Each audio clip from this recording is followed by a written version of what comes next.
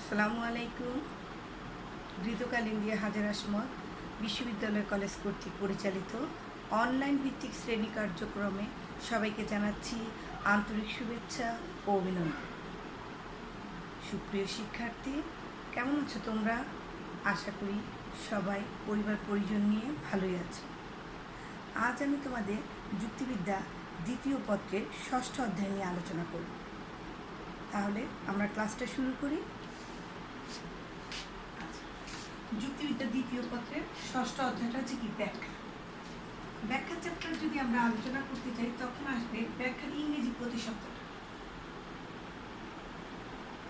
ব্যাখ্যার ইংরেজি প্রতিশব্দ হচ্ছে এক্সপ্লেনেশন। এক্সপ্লেনেশন। এই এক্সপ্লেনেশন শব্দটি এসেছে ল্যাটিন শব্দ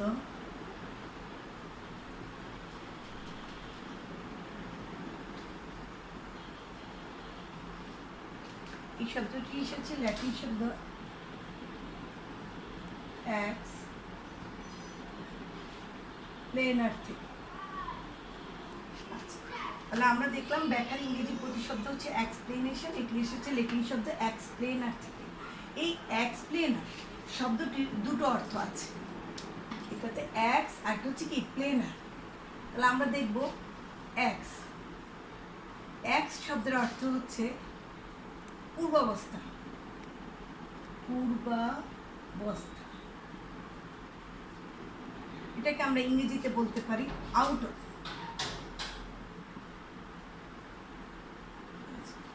আর প্লেনার, প্লেনার শব্দের অর্থ হচ্ছে সহজ করে, সহজ করা। তাহলে এটাকে আমরা ইংরেজিতে বলতে পারি টু মেক ইট প্লেন। তাহলে দেখো, আমরা দেখলাম যে ব্যাখ্যা শব্দটি ইংরেজি প্রতিশব্দ হচ্ছে এক্সপ্লেনেশন, আর এই এক্সপ্লেনেশন শব্দটি এসেছে ল্যাটিন শব্দ এক্সপ্লেনার থেকে। এক্সপ্লেনার শব্দটির দুটো অর্থ আছে। এক্স, এক্স শব্দের অর্থ হচ্ছে পূর্বাবস্থা, অর্থাৎ এটা ইংরেজি প্রতিশব্দ হচ্ছে আউট অফ, পূর্বাবস্থা। আর প্লেনার মানে হলো সহজ করা, অর্থাৎ টু মেক ইট প্লেন। এটাকে এক্স প্লেনার, প্লেনার শব্দটাকে কিন্তু আমরা আরেকটা ভাবে বলতে পারি। প্লেনার না বলে এটাকে আমরা বলতে পারি যে প্লুনাস। এটাকে বলা হয় যায় যে প্লুনাস। প্লুনাস, তাহলে প্লেনারকে প্লুনাসও বলা যায়। তাহলে প্লেনার শব্দের অর্থ হচ্ছে কি? তাহলে আমরা দেখো, এক্স মানে হলো পূর্বাবস্থা, আর প্লেনার শব্দের অর্থ হচ্ছে, এই বাকি শব্দটার অর্থ হচ্ছে সহজ করা বা টু মেক ইট প্লেন। এখন যদি আমরা বলি যে এক্সপ্লেনেশন শব্দটি ইংরেজি প্রতিশব্দ, তাহলে কি হবে বাংলা প্রতিশব্দ? এক্সপ্লেনেশন শব্দটি বাংলা প্রতিশব্দ হবে কোনো দুর্বোধ্য বিষয়কে সহজ করে তোলা। সেটি হচ্ছে মূলত এক্সপ্লেনেশন। তাহলে কোনো দুর্বোধ্য বিষয়কে সহজ করে তোলাটাই হচ্ছে এক্সপ্লেনেশনের অর্থ।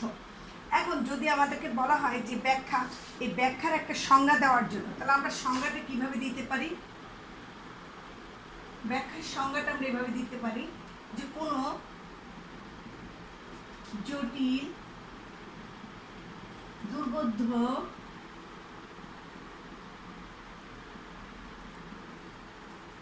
জটিল দুর্বোধ্য জটিল দুর্বোধ্য বিষয়কে সহজ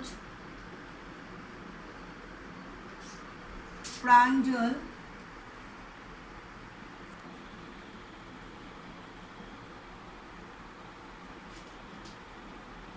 করাকেই ব্যাখ্যা বলে। তাহলে দেখো, কোনো জটিল বা দুর্বোধ্য বিষয়কে সহজ ও প্রাঞ্জল করে তোলা করাকেই ব্যাখ্যা বলে। এই ব্যাখ্যার যদি আমরা দেখি কতগুলো বৈশিষ্ট্য আমরা পাই, ব্যাখ্যার মধ্যে কতগুলো বৈশিষ্ট্য পাওয়া যায়। ব্যাখ্যার বৈশিষ্ট্য যদি আলোচনা করতে হয়, তাহলে আমাদের প্রথম বৈশিষ্ট্য হবে যে ব্যাখ্যা কি করে? মনের অস্পষ্ট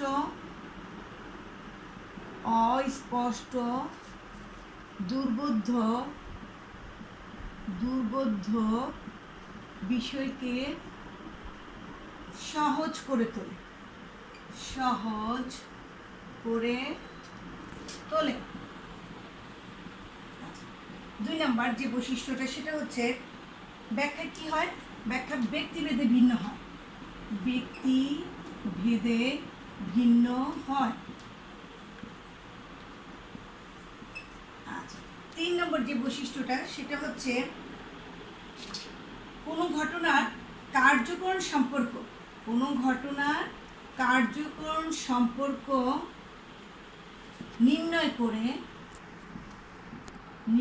করে ব্যাখ্যা প্রদান করা হয়, ব্যাখ্যা দেওয়া হয়। তাহলে কার্যকরণ সম্পর্ক থাকতে হবে, থাকে ব্যাখ্যার মধ্যে। এবার আসো 4 নম্বর, ব্যাখ্যা বিভিন্ন রকম হয়। ব্যাখ্যা বিভিন্ন রকম হতে গেলে কিরকম কিরকম ব্যাখ্যা হয়? ব্যাখ্যা বিভিন্ন রকম হয়। ব্যাখ্যা বিভিন্ন রকম হয় কি, ব্যাখ্যা 2 প্রকার হয়, একটা হচ্ছে কি বৈজ্ঞানিক ব্যাখ্যা, আর একটা হচ্ছে লৌকিক ব্যাখ্যা। এই বৈজ্ঞানিক ব্যাখ্যাটা হচ্ছে সবসময় মনে রাখবা যে বৈজ্ঞানিক ব্যাখ্যাটা হচ্ছে গ্রহণযোগ্য, আর লৌকিক ব্যাখ্যাটা হচ্ছে কি ব্যক্তিভেদে ভিন্ন হয়। এরপরে আসো আমরা ব্যাখ্যার আরেকটা বৈশিষ্ট্য দিতে পারি যে ব্যাখ্যায় প্রকল্পের ভূমিকা আছে, প্রকল্পের ভূমিকা আছে।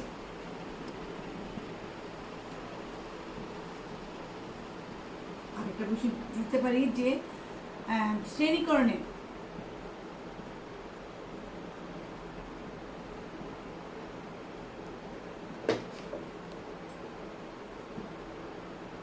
ব্যাখ্যায় শ্রেণীকরণের ব্যবহার দেখা যায়।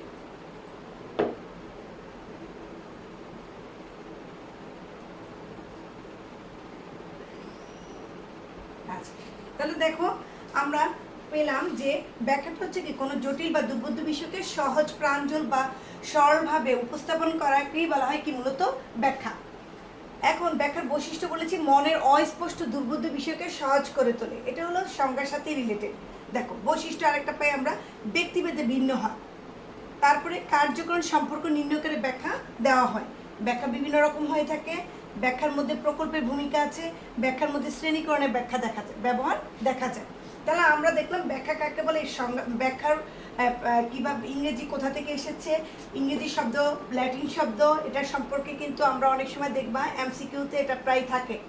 সেই জন্য তোমরা এক্সপ্লেনার বা এক্সপ্লুনাস যেটাই বলো সেটা খুব ভালো করে দেখবা যে কিভাবে এই ল্যাটিন শব্দ কোথা থেকে এই ব্যাখ্যার উৎপত্তিটা ঘটেছে। তারপরে সংজ্ঞা, তারপরে বৈশিষ্ট্য। এবার আসো আমরা ব্যাখ্যার প্রকারভেদ নিয়ে আলোচনা করি।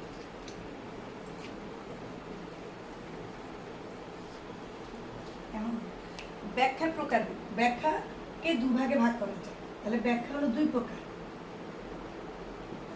একটা হচ্ছে বৈজ্ঞানিক ব্যাখ্যা,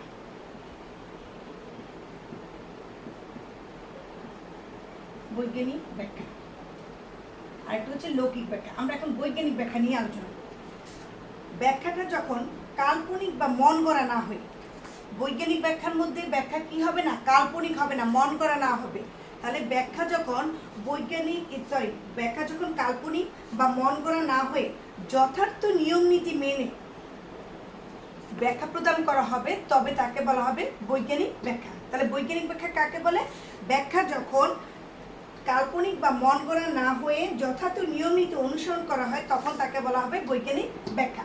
এই বৈজ্ঞানিক ব্যাখ্যার ক্ষেত্রে আমরা একটা উদাহরণ দিতে পারি। ধরো উদাহরণটা হতে পারে যে আমরা সবাই কিন্তু চন্দ্রগ্রহণ বিষয়টা আমরা জানি, চন্দ্রগ্রহণ।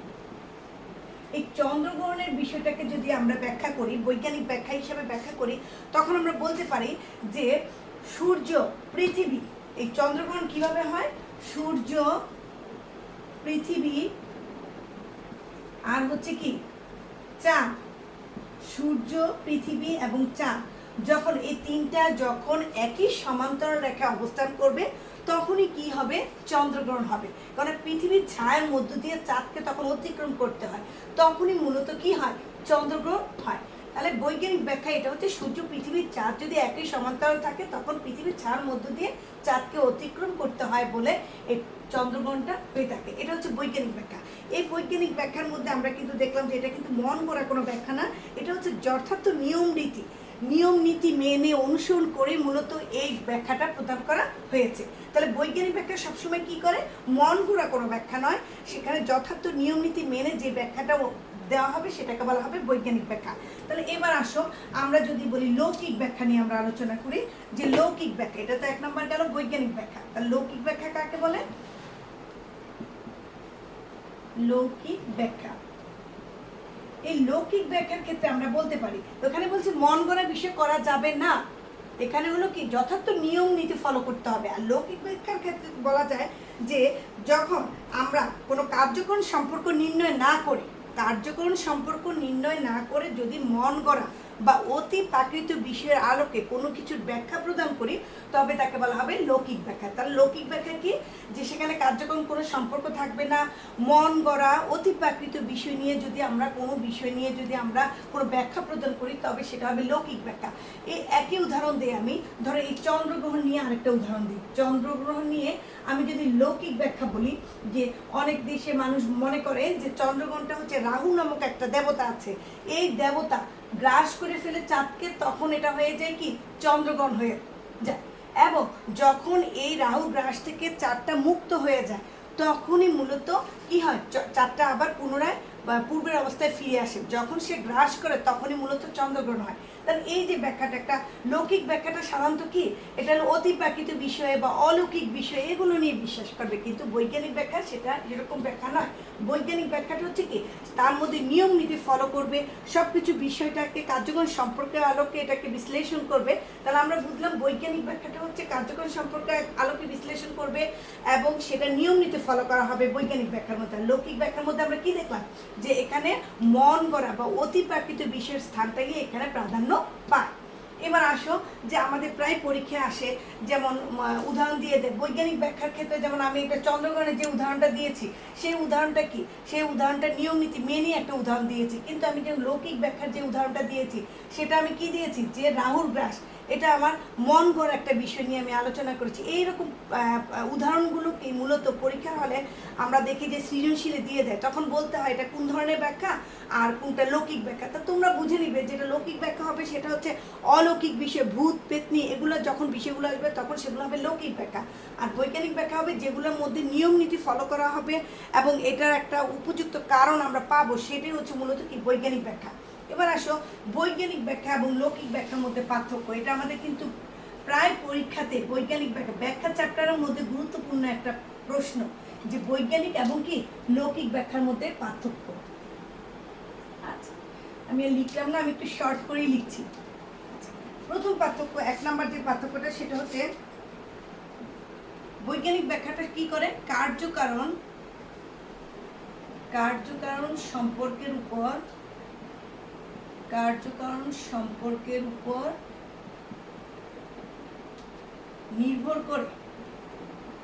নির্ভর করে সাধারণত কি করা হয়, ব্যাখ্যা, কার্যকরণ সম্পর্কের উপর নির্ভর করে বৈজ্ঞানিক ব্যাখ্যা প্রদান করা হয়। আমি আসলে পুরোটা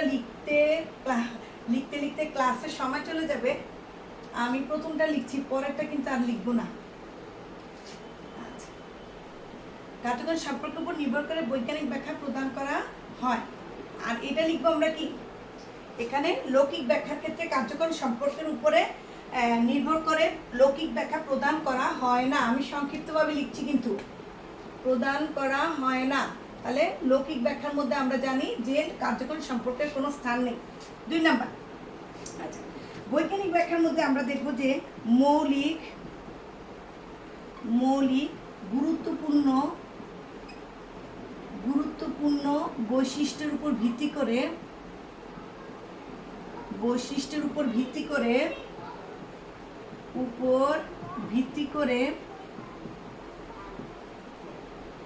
প্রাসঙ্গিক বিষয় নিয়ে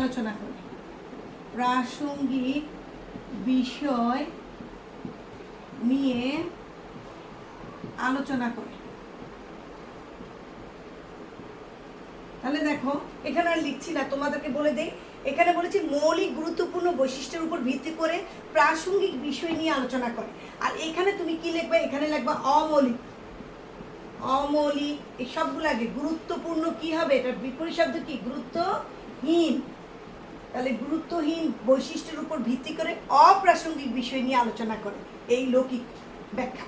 এবার আসো 3 নাম্বার যে পয়েন্টটা, সেটা হচ্ছে এই বৈজ্ঞানিক ব্যাখ্যার ক্ষেত্রে প্রকল্প প্রণয়ন করা হয়, প্রকল্প প্রণয়ন করা হয়, কিন্তু লৌকিক ব্যাখ্যার ক্ষেত্রে প্রকল্প প্রণয়ন করা হয় না, প্রকল্প প্রণয়ন করা হয় না। তারপরে দেখো বৈজ্ঞানিক ব্যাখ্যার ক্ষেত্রে শ্রেণীকরণের ব্যবহার দেখা যায়, শ্রেণীকরণের ব্যবহার, শ্রেণীকরণের ব্যবহার দেখা যায়, কিন্তু আমরা দেখব যে লৌকিক ব্যাখ্যার ক্ষেত্রে শ্রেণীকরণের ব্যবহার দেখা যায় না। আমি সংক্ষিপ্তভাবে লিখছি, বারবারই বলছি আমি সংক্ষিপ্ত লিখছি, তোমরা কিন্তু পরীক্ষার খাতায় সম্পূর্ণটা লিখবা। শ্রেণীকরণের ব্যবহার দেখা যায়, এটা হলো ব্যবহার দেখা যায় না। আচ্ছা, বৈজ্ঞানিক আরোহের ক্ষেত্রে বৈজ্ঞানিক ব্যাখ্যার ক্ষেত্রে আরোহের ব্যবহার দেখা যায়, আরোহের ব্যবহার দেখা যায়, কিন্তু লৌকিক ব্যাখ্যার ক্ষেত্রে আরোহের ব্যবহার দেখা যায় না।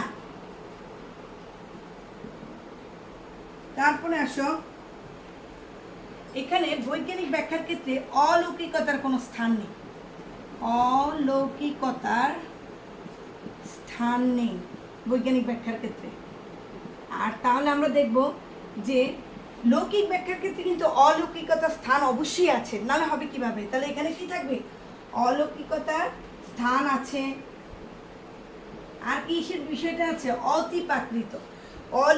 এখানে লিখবা তোমরা যে লৌকিক ব্যাখ্যার ক্ষেত্রে অলৌকিকতা ও অতিপ্রাকৃতের বিশেষ স্থান আছে, এভাবে লিখবা। এরপরে আসো, বৈজ্ঞানিক ব্যাখ্যা কিন্তু ব্যক্তিভেদে ভিন্ন হয় না, ব্যক্তিভেদে ভিন্ন হয় না, কিন্তু এটা কিন্তু ব্যক্তিভেদে ভিন্ন হয়, এক একজনে ভিন্ন হয়, এক একজনে কিন্তু এক এক রকমভাবে ব্যাখ্যা প্রদান করতে পারে। তাহলে আমরা একটু কি লিখলাম আজকে যে বৈজ্ঞানিক ব্যাখ্যা এবং লৌকিক ব্যাখ্যার মধ্যে যদি পার্থক্য দেওয়া হয়, তাহলে প্রথম পার্থক্যটা হবে কার্যকর সম্পর্কের উপর ভিত্তি করে বা নির্ভর করে বৈজ্ঞানিক ব্যাখ্যা প্রদান করা হয়। আর লৌকিক ব্যাখ্যার ক্ষেত্রে আমরা বলবো, এই কথাটা পুরো বলবো, কার্যকর সম্পর্কের উপর নির্ভর করে লৌকিক ব্যাখ্যা প্রদান করা হয় না। 2 নম্বর, মৌলিক গুরুত্বপূর্ণ বৈশিষ্ট্যের উপর ভিত্তি করে প্রাসঙ্গিক বিষয়ে নিয়ে আলোচনা করা হয়, কোথায়? বৈজ্ঞানিক ব্যাখ্যায়। আর লৌকিক ব্যাখ্যার ক্ষেত্রে অমৌলিক গুরুত্বহীন বৈশিষ্ট্যের উপর ভিত্তি করে অপ্রাসঙ্গিক বিষয় নিয়ে আলোচনা করে। আচ্ছা, বৈজ্ঞানিক ব্যাখ্যার ক্ষেত্রে আমরা দেখব প্রকল্প প্রণয়ন করা হয়, আর লৌকিক ব্যাখ্যার ক্ষেত্রে প্রকল্প প্রণয়ন করা হয় না। আচ্ছা, এরপর আসো যে বৈজ্ঞানিক ব্যাখ্যার ক্ষেত্রে শ্রেণীকরণের ব্যবহার দেখা যায়, আর লৌকিক ব্যাখ্যার ক্ষেত্রে শ্রেণীকরণের ব্যবহার দেখা যায় না। বৈজ্ঞানিক ব্যাখ্যার ক্ষেত্রে আরোহের ব্যবহার দেখা যায়, আর ওখানে কি আরোহের ব্যবহার দেখা যায় না। আর বৈজ্ঞানিকে অলৌকিকতার স্থান নেই, কিন্তু লৌকিক ব্যাখ্যা অলৌকিকতা এবং অতিপ্রাকৃতের বিশেষ স্থান আছে। বৈজ্ঞানিক ব্যাখ্যার ক্ষেত্রে ব্যক্তিভেদে ভিন্ন হয় না, কিন্তু লৌকিক ব্যাখ্যা ব্যক্তিভেদে ভিন্ন হয়। তাহলে আমরা যদি পরীক্ষা হলে বৈজ্ঞানিক এবং লৌকিক ব্যাখ্যার অবশ্যই 8টা পয়েন্ট দেওয়ার চেষ্টা করব, আমরা কিন্তু 8টা পয়েন্ট মুখস্থ করব। আচ্ছা, তা এখন আমরা বৈজ্ঞানিক আর লৌকিক ব্যাখ্যা বুঝলাম। এবার আসো আমরা বৈজ্ঞানিক ব্যাখ্যার যে কতগুলো রূপ আছে সেগুলো নিয়ে আলোচনা করবো, এগুলো মুছে ফেলি। আচ্ছা, বৈজ্ঞানিক ব্যাখ্যার রূপ যদি বলি, তাহলে বৈজ্ঞানিক ব্যাখ্যার যে সংজ্ঞাটা সেটা বিশ্লেষণ করলে আমরা কিন্তু বৈজ্ঞানিক ব্যাখ্যার 3টি রূপ পাই। বৈজ্ঞানিক ব্যাখ্যার রূপ হচ্ছে 3টি। প্রথম রূপ হচ্ছে বিশ্লেষণ, প্রথম রূপ হচ্ছে বিশ্লেষণ। আচ্ছা, এখন বিশ্লেষণ জিনিসটা কি? বিশ্লেষণ মানে কোনো বিষয় বা ঘটনাকে বিভিন্ন অংশে বিভক্ত করা। বিশ্লেষণ মানে কি? কোনো বিষয় বা ঘটনাকে বিভিন্ন অংশে বিভক্ত করা। কয়েকটি কারণ মিলিতভাবে কাজ করার ফলে কিন্তু একটি মিশ্র কার্য উৎপন্ন হয়। তাহলে বিশ্লেষণের মধ্যে কিন্তু আমরা দেখবো একটা মিশ্র কার্য, একটা মিশ্র কার্য থাকে, মিশ্র কার্য। তাহলে মিশ্র কার্য কাকে বলা হয়? মিশ্র কার্য বলা হয় যদি আমরা দেখি যে কয়েকটি কারণ মিলিতভাবে, মিশ্র কার্যের ক্ষেত্রে দেখবো যে কতগুলো কারণ থাকবে, মিশ্র কার্যের ক্ষেত্রে কি থাকবে? কতগুলো কারণ। তাহলে কতগুলো কারণ মিলিতভাবে, কতগুলো কারণ যদি মিলিতভাবে কাজ করার ফলে একটি মিশ্র কার্য উৎপন্ন হয়। এই বৈজ্ঞানিক ব্যাখ্যায় এই মিশ্র কার্যের যে কারণগুলো, এগুলোকে কিন্তু আলাদা আলাদাভাবে ব্যাখ্যা করা হয়। এই মিশ্র কার্যের যে কারণগুলো সেগুলোকে কি করে বৈজ্ঞানিক ব্যাখ্যার ক্ষেত্রে এগুলোকে আলাদা আলাদাভাবে ব্যাখ্যা করা হয়। এই যে মিশ্র কারণগুলোকে, মিশ্র কার্য ব্যাখ্যার প্রক্রিয়াকে, মিশ্র কার্য ব্যাখ্যা যে প্রক্রিয়া, এই প্রক্রিয়াটাকে বলা হয় মূলত বিশ্লেষণ। প্রক্রিয়াকে বিশ্লেষণ বলে। তাহলে আমরা বিশ্লেষণ যখন লিখব, প্রথমে আমরা লিখব যে বিশ্লেষণ কাকে বলে। তখন আমরা বলবো যে বিশ্লেষণ মানে কোনো বিষয় বা ঘটনাকে বিভিন্ন অংশে বিভক্ত করা। তাহলে বিশ্লেষণ জিনিসটা লিখলাম। তারপরে মিশ্র কার্য ক্ষেত্রে আমরা লিখব যে কয়েকটি কারণ মিলিতভাবে যদি কোনো কার্যকে উৎপন্ন করে তখন সে কার্যকে বলা হবে কি মিশ্র কার্য। আর এই মিশ্র কার্য ব্যাখ্যার যে প্রক্রিয়া সেটাকে বলা হবে বিশ্লেষণ। এটা একটা উদাহরণ দিই। যেমন আমি যদি বলি নৌকা চালানো, যেমন নৌকা চালানো, এটা হলো একটা মিশ্র কার্য। নৌকা চালানো, নৌকা চালানো হলো একটা মিশ্র কার্য। কেন এটা মিশ্র কার্য হলো? যে নৌকা চালাতে গেলে আমাদের দেখা যায় যে এর কারণ, কতগুলো কারণ আছে। 1 নম্বর কারণ হচ্ছে হলো নদীর স্রোত। নদীর স্রোত,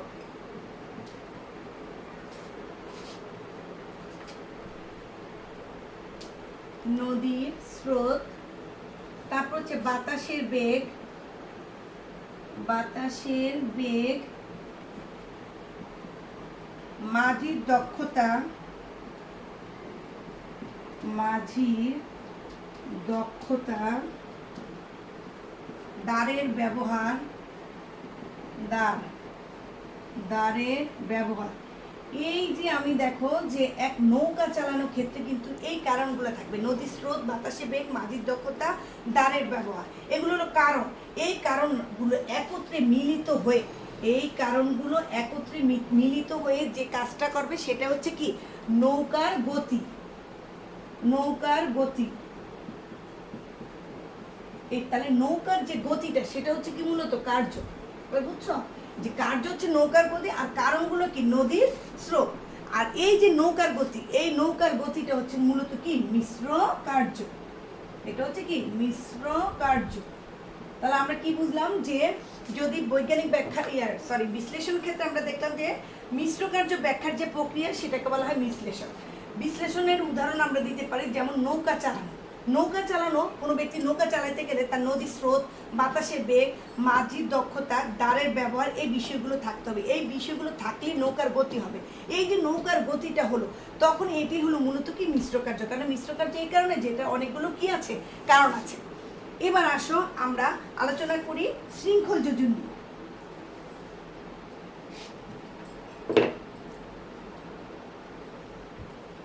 শৃঙ্খল যোজন,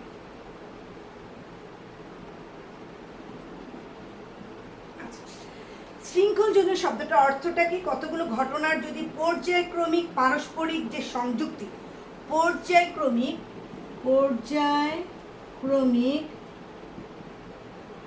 পারস্পরিক সংযুক্তি। তাহলে আমরা কি পেলাম? দেখো যে শৃঙ্খল যোজন শব্দের অর্থ হচ্ছে কোনো ঘটনার পর্যায়ক্রমিক পারস্পরিক সংযুক্তি। আচ্ছা, যে বৈজ্ঞানিক ব্যাখ্যায় কার্য তার দূরবর্তী কারণের মধ্যে, যদি কার্য এবং দূরবর্তী কারণের মাঝখানে, দূরবর্তী কারণের মাঝে যদি মধ্যবর্তী কোনো স্তর থাকে, মধ্যবর্তী স্তর থাকে, তবে তাকে বলা হবে কি? তবে তাকে বলা হবে শৃঙ্খল যোজন। শৃঙ্খল যোজন কি বললাম দেখো? কার্য এবং দূরবর্তী কারণ, কার্য থাকবে, দূরবর্তী কারণের মাঝে যদি মধ্যবর্তী কোনো স্তর থাকে তবে তাকে শৃঙ্খল যোজন বলে। সেক্ষেত্রে একটা উদাহরণ আমি দিতে পারি। উদাহরণটা যদি এরকম আমরা দিই, যেমন ভালো পড়াশোনা। কি বললাম? যে ভালো পড়াশোনা, ভালো পড়াশোনা। আচ্ছা, যেমন আমার উদাহরণটা এইভাবে আমি দিতে পারি যে ভালো পড়াশোনা হচ্ছে কি সমৃদ্ধির কারণ। ভালো পড়াশোনাকে আমি বলবো সমৃদ্ধির কারণ। এখন এই যে ভালো পড়াশোনা এবং এই যে সমৃদ্ধি, এই যে দুইটা বিষয়, ভালো পড়াশোনা এবং সমৃদ্ধির মধ্যে কিন্তু কতগুলো মধ্যবর্তী কতগুলো বিষয় আছে। তাহলে কি কি বিষয় আছে আমরা দেখি। ভালো পড়াশোনা, এরপরে বিষয়টা ধরো যে ভালো পড়াশোনা করলে তুমি কি করবা? ভালো ফলাফল করবা। ভালো পড়াশোনা করলে তুমি কি করবা? ভালো ফলাফল করবা। আচ্ছা, ভালো পড়াশোনা করলে তুমি ভালো ফলাফল করবা। ভালো ফলাফল করলে তুমি কি হবে, যে তুমি উচ্চশিক্ষার জন্য তুমি ভালো জায়গায় ভর্তি হবা। উচ্চশিক্ষার জন্য কি হবা, উচ্চশিক্ষার জন্য তুমি ভালো জায়গায় ভর্তি হবা। যদি উচ্চশিক্ষার জন্য ভালো জায়গায় ভর্তি হও, উচ্চশিক্ষার জন্য যদি ভালো জায়গায় ভর্তি হও, তাহলে কি হবে, ভালো জায়গায় বলতে ভালো প্রতিষ্ঠান, উন্নত মানের প্রতিষ্ঠানের দিক থেকে যদি তুমি উচ্চশিক্ষা গ্রহণ করো, তবে কি হবে, তোমার চাকরির ক্ষেত্রে সুবিধা হবে, তাই তো। চাকুরির ক্ষেত্রে সুবিধা হবে, তখন চাকুরি যদি হয় তখন তোমার কি হবে, সমৃদ্ধি হবে, জীবনে সমৃদ্ধি হবে। এখন আমরা কথাটা কি বলেছি, প্রথমে বলেছি ভালো পড়াশোনা হলো সমৃদ্ধির মূল কারণ। তাহলে ভালো পড়াশোনাটাকে আমি মূলত বললাম, ধরো এই যে ভালো পড়াশোনা, এই ভালো পড়াশোনাকে আমি ধরলাম যে এটা হচ্ছে কারণ, আর এটা হচ্ছে কি কার্য, চূড়ান্ত কার্য। এটা কোনটা, সমৃদ্ধি হচ্ছে কি, তাহলে ভালো পড়াশোনা হচ্ছে কি, ভালো পড়াশোনা হচ্ছে সমৃদ্ধি কারণ। এখন ভালো পড়াশোনা করলে কি হবে, ভালো ফলাফল করা যাবে। ভালো ফলাফল করলে কি হবে, উচ্চশিক্ষার জন্য ভালো জায়গায় ভর্তি হওয়া যাবে। ভালো জায়গায় ভর্তি হওয়া, উচ্চশিক্ষার জন্য ভর্তি হওয়া, আচ্ছা ভালো জায়গায় ভর্তি হও, ভালো জায়গায় যদি ভালো প্রতিষ্ঠানে যদি তুমি ভর্তি হও, তাহলে সেক্ষেত্রে কী হবে, ভালো একটা চাকরি পাবা, চাকরি পেলে তোমার কী হবে, সমৃদ্ধি হবে। এখন এই যে কারণ এবং কার্যের মধ্যে দেখো, এই যে মাঝখানে এই যে ভালো ফলাফল, উচ্চশিক্ষার জন্য ভর্তি হওয়া, চাকরি, এই বিষয়গুলো মধ্যবর্তী স্তরগুলো কিন্তু আমাদের কি হয়েছে, স্তর কিন্তু আছে, কিন্তু এই যে মধ্যবর্তী স্তর, এই সবগুলো হচ্ছে কি মধ্যবর্তী স্তর,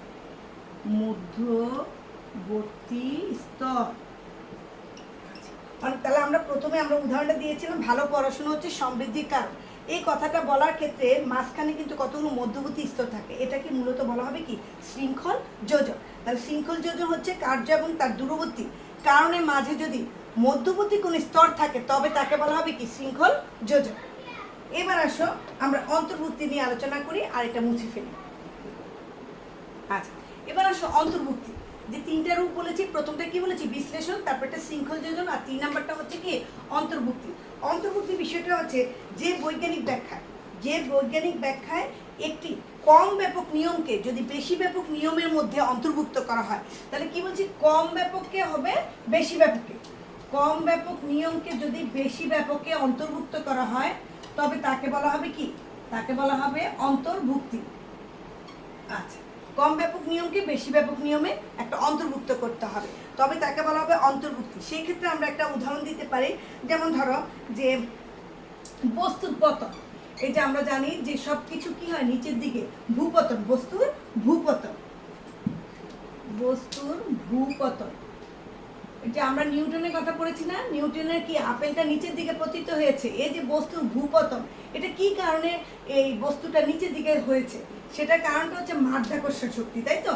এই মাধ্যাকর্ষণ শক্তিটা হচ্ছে কি, এই মাধ্যাকর্ষণ শক্তির সাহায্যে কিন্তু এটা হলো বেশি ব্যাপক। দেখো বড় কোনটা দেখাইছেন, মাধ্যাকর্ষণ শক্তিটা। তাহলে কম ব্যাপক নিয়ম কি, বস্তুর ভূপতন। আমরা যদি অন্তর্ভুক্তি বলি, তাহলে বলবো কম ব্যাপক নিয়মকে যদি বেশি ব্যাপক নিয়মে অন্তর্ভুক্ত করা হয়, তবে তাকে বলা হবে অন্তর্ভুক্তি। এখানে বস্তুর ভূপতন হলো কম ব্যাপক, আর বেশি ব্যাপক নিয়ম হচ্ছে কি মাধ্যাকর্ষণ শক্তি। তাহলে কম ব্যাপক নিয়মকে বেশি ব্যাপক নিয়মের মধ্যে অন্তর্ভুক্ত করাকেই বলা হয় মূলত কি অন্তর্ভুক্তি। এবার আসো আমরা একটু আলোচনা করে ফেলি যে বৈজ্ঞানিক ব্যাখ্যা কতগুলো সীমাবদ্ধতা আছে। সীমাবদ্ধতা কি বৈজ্ঞানিক ব্যাখ্যা? প্রথম সীমাবদ্ধতা হচ্ছে বৈজ্ঞানিক ব্যাখ্যার ক্ষেত্রে দেখা যায় যে মানসিক অনুভূতির সাহায্যে ব্যাখ্যা প্রদান করা যায় না। বৈজ্ঞানিক ব্যাখ্যাটা মানুষের যে বিভিন্ন মানসিক অনুভূতি আছে, যেমন সুখ দুঃখ, এগুলোর বৈজ্ঞানিক ব্যাখ্যা করা যাবে না। 2 নাম্বার, যেমন আমরা যদি বলি জড় পদার্থের গুণের বৈজ্ঞানিক ব্যাখ্যা করা যাবে না। জড় পদার্থের যেসব গুণ আছে সেগুলো হচ্ছে কি আকার, গতি, দেশ, কাল, এগুলোর কোনো কি বৈজ্ঞানিক ব্যাখ্যা দেওয়া যাবে না। তারপরে বিশিষ্ট ব্যক্তি বা বস্তুর কি করা যাবে না, বৈজ্ঞানিক ব্যাখ্যা প্রদান করা যাবে না। তারপরে মৌলিক বা পরম নিয়মগুলি যদি আমরা বলি, তাহলে সেটা বলবো কার্যকর নিয়ম বা মাধ্যাকর্ষণ শক্তি, প্রকৃতি নিয়ম ও নীতি, এগুলোকে কি করা যাবে না, এগুলোকে বৈজ্ঞানিক ব্যাখ্যার সাহায্যে ব্যাখ্যা করা যাবে না। তারপরে স্রষ্টা, আত্মা, অমরত্ব, এগুলোরও কিন্তু বৈজ্ঞানিক ব্যাখ্যা করা যাবে না। তাহলে বৈজ্ঞানিক ব্যাখ্যার সীমাবদ্ধতা অনেক সময় আমাদের আসে, তখন আমরা দেখবো যে সীমাবদ্ধতা যে কয়েকটা পয়েন্ট আছে সেগুলো আমরা কি করব, শিখে নেব। তাহলে ক্লাসটা আমি এখানেই শেষ করছি। তোমরা সবাই ভালো থাকো, সুস্থ থাকো। আল্লাহ হাফিজ।